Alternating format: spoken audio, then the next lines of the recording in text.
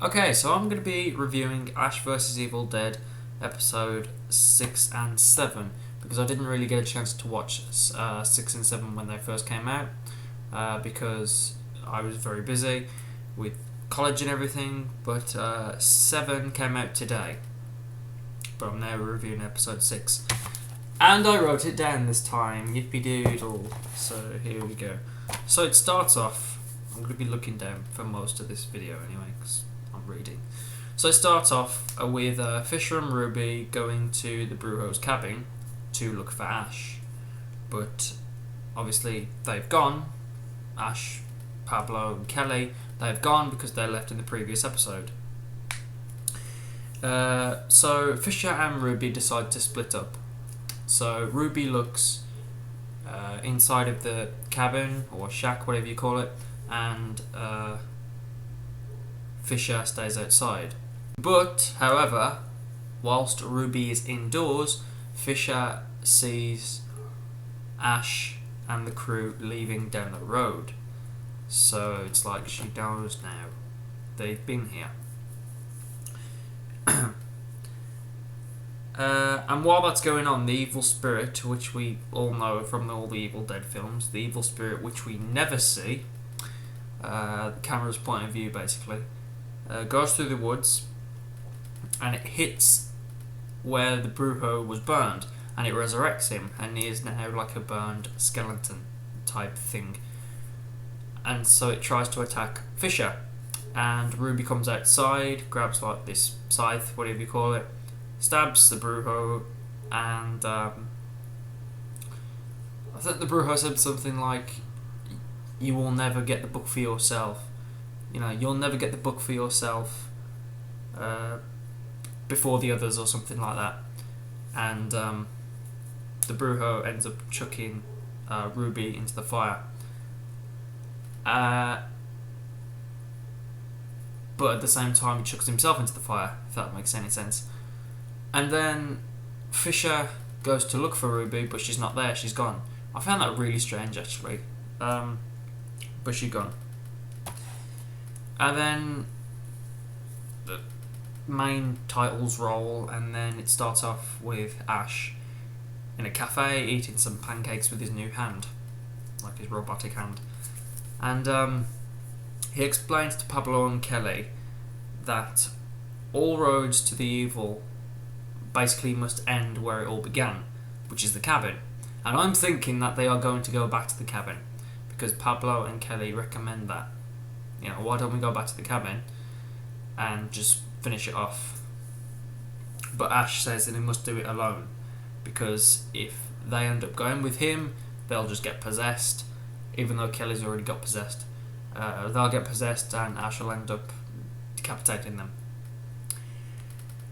And then Ash meets up with this guy who explains to him that he has like a weapons stash somewhere. And by this time, Fisher has now found Ash, and she's now spying on him through Ruby's car with a pair of binoculars. Why did I do that? I don't know. Fisher then calls up one of the officers and tells him where Ash is located. And so he says, okay, I'll be there in a minute. And so he does. So Pablo and Kelly are in the trailer having a chat. And Kelly's basically like, what was I like possessed? And basically like that. And Pablo explains. But as he does, they get disturbed by a mysterious banging noise, and then it comes from a crate on the floor in the trailer, and inside there is the Necronomicon. And so Pablo goes to have a look. As he opens it, the Necronomicon sort of jumps out, tries to attack Pablo, and this bit's actually quite good because we actually see the Necronomicon. Like it opens its mouth, and like the front of the book opens its mouth, and it's like an orange light in there or something. And so Pablo throws it on the bed, and the pages flick open, And you can see like all the pages. It's really good. And so back at the diner, Ash tries to sweet talk a waitress by the name of Nancy. And she's like, my husband's back there. And the husband's just looking at Ash whilst chopping food with the cleaver. And I thought personally that he was going to turn into a deadite, but no, it doesn't get possessed. And he says, alright, we'll have to keep it on the down low. So, shut up. I have to keep it on the down low. That's what Ash says. Meet me in the men's room at 3 o'clock or something. I don't know. And so he does. And then, no, he goes into the men's room, but she doesn't go with him or nothing like that. And Pablo then, it cuts back to Pablo and Kelly in the trailer, and Pablo actually quotes Yoda. Yeah, he says, my uncle always used to say, beware anger, but fear revenge. And Kelly's like, did you just Yoda quote me? And Pablo says, yeah. It's just like that. It's really funny. And then Ash, back in the men's room, is, I guess you could call it, preparing himself, whilst Fisher walks in on him and tries to arrest him, and so they have a bit of a scrap. And what I found really funny about that scene, there was a boy in the toilet, just a little kid, and from the outside it sounded like there was shagging basically, because Ash was grunting, she was moaning because she was getting pushed up against the cubicle. It was really quite funny actually. And she then throws, I should say. She then throws Ash into I don't know what it's called. It's like when in the toilet there's like a big bog basically where all the blokes can just piss in at once. I don't know. It's basically like, I'll call it a piss tank to be fair. She throws him in one of them basically, and his hair's all covered in piss and everything. And then the evil spirit then breaks its way into the cafe as Ash is walking out. No, sorry, I've got that all wrong. Ash walks out with Fisher, and the officer who Fisher called is now there. And then the evil spirit breaks its way into the cafe, and then it starts tearing up the place, kills a couple of girls, and like one of their skis gets stuck in their head with the blade across the forehead. It was really good. And then the police officer then gets possessed. Fuck's sake. And then the police officer then gets possessed and starts to attack Ash. And so does Nancy, the waitress. She gets possessed and tries to attack Ash. And then the kid who was in the toilet earlier walks out, runs up to the copper, and then he throws him into this fan in the air, on the ceiling. And he goes, another member to my fan club. Wah, wah. And then Nancy, the waitress, throws herself at Ash. And this is where his mechanical hand really comes into the scene. Because it's like a multi-tool device, really. So Ash stabs Nancy in the chin with like a screwdriver.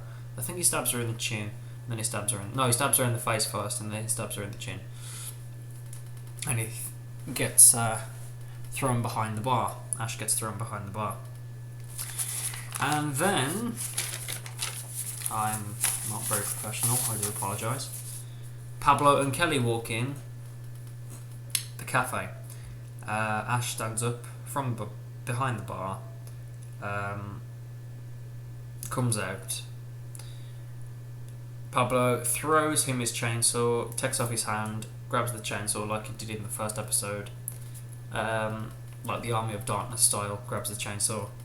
Kelly throws him his boomstick, grabs his boomstick, goes up to the deadite police officer, saws off, well, he doesn't saw it off, he saws his torso, and then the police officer's walking towards Fisher with all his intestines hanging out. And then Ash blows his brains out. And so Nancy, the waitress, or the deadite waitress, is still alive. Now, I thought she was dead, but she's still alive. She then gets killed by Kelly, because Kelly throws her in the kitchen and puts her head into a grinder, but she ain't finished yet. Then grabs a meat tenderizer and constantly bangs her head with it. I'm not kidding. She literally just says, "This is for my family, this is for my mom, this is for my dad."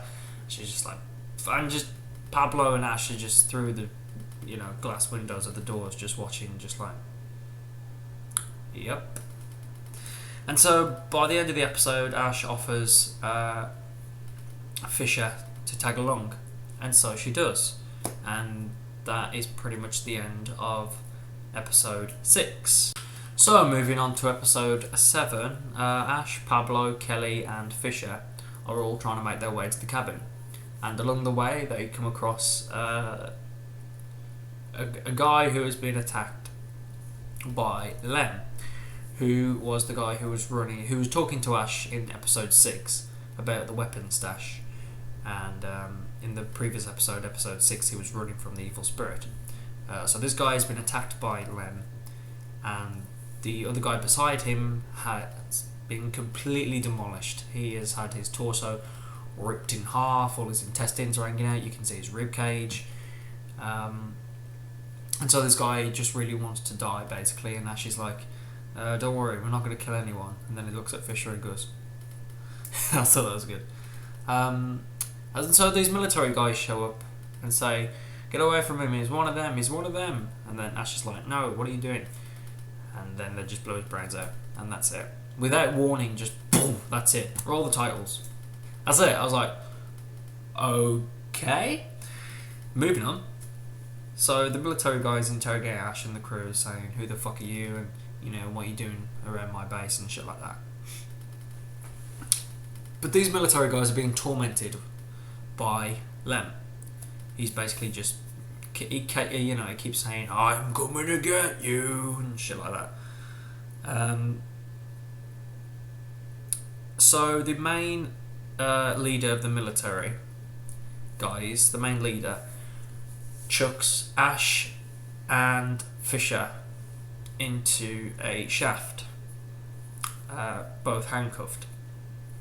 And this is where we see another tool of Ash's hand. It's now got a flashlight on it, and it's just going around like that with a flashlight. That's really cool. I hope that hand's in later episodes, and I hope it will be in later episodes, but I hope it shows more of the devices it's got. But by that time, Pablo and Kelly had legged it. They had gone. That's it, kaput.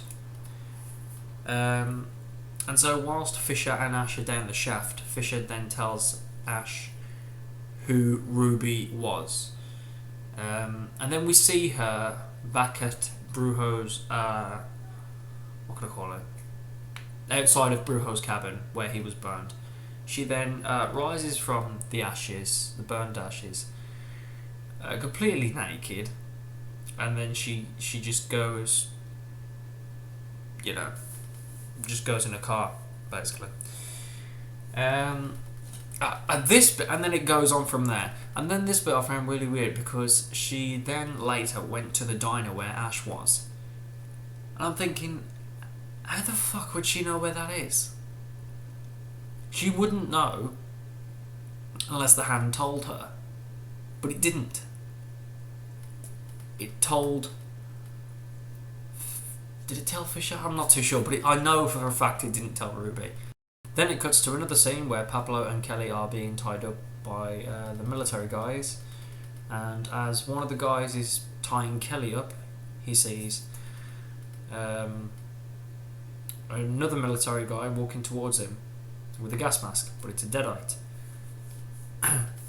And so he grabs him, tears a chunk out of his neck, throws him to the ground, and then the guy who's tying up Pablo comes around, and then the deadite grabs him and constantly smashes his head onto the pickup truck. And so then the deadite tries to attack Kelly, and Pablo starts up the pickup truck. Even though he's got one of the zip ties around his wrists, he starts up the pickup truck, drives it into the back of a tree. That causes the deadite to be crushed. And so while that's going on, Pablo has to disguise himself by putting on the deadite's gas mask. And as he tries to get the mask off him, the Deadite, grabs Pablo. But then there's a lot of shooting going on as Kelly shoots the Deadite. She tries to kill him, but does no good, obviously. And then she finally does kill him by unloading probably like a whole clip, into the Deadite. And so she does. And then they make their way to the other military guys to try and trick them. Meanwhile, while that's going on, Lem is still hunting for Ash and Fisher. And so Fisher has an idea. She gives away her position by shouting help to try and get Lem to go to Fisher. And that works. And this is where I think it really stepped up a notch. Lem, the Deadite, drinks a whole load of kerosene, lights a flare, and breathes fire. We have never seen that in any Evil Dead film whatsoever. We have never seen a Deadite breathe fire, and I thought that was really good. And so they end up having a scrap, and Fisher eventually ends up killing Lem by putting a pickaxe straight in his mouth, sticking him to the ground. And then here is where typical Ash comes in. He then ends up talking to Fisher about how he would destroy her, and Fisher's like, oh, you wouldn't be able to handle me. And so they end up going to have a smooch, a kiss. But then they get interrupted by Pablo, who then frees them from the shaft. And then we discover that Pablo and Kelly have tied up the other military guys, the survivors. They've tied them up. And then there's one more Deadite left, and so it's coming towards the military guys, and it then gets killed by Pablo, Kelly, and Fisher. Its head gets blown off. Half of its head, anyway, about there, gets blown off by those three. And Fisher then decides to free the military guys and tell them to get as far away as possible. So then they make their way to the cavern. But as the three of them walk off into the distance, they turn around to talk to Ash, and he's gone. He disappears. And they're like, where's he gone? Where's he gone? And that's it. So even we don't know where he's gone. This is where the best part of the episode came in. Ash's evil hand. We finally see Ash's evil hand. It's made its way to the cabin. I am not kidding. You actually see it go over a log. It goes onto the log, and then we finally see a shot of the cabin for the first time in the Ash vs Evil Dead TV series. We actually see the first shot of the cabin, and I cannot wait for episode 8. Ashes to Ashes, I think it's called. Can't wait for it. Absolutely so hyped for that episode, which I believe is going on next Saturday. So that is it for Ash vs Evil Dead episodes 6 and 7. I apologise if I bragged on in this episode. I really don't want to review two of them at the same time again, because I think it's just a load to do. I think it's best if I just do one and then that's it, just leave it at that. So that's it. Thanks for watching, and I'll see you very soon. Take care. Bye. Damn, that was a good episode.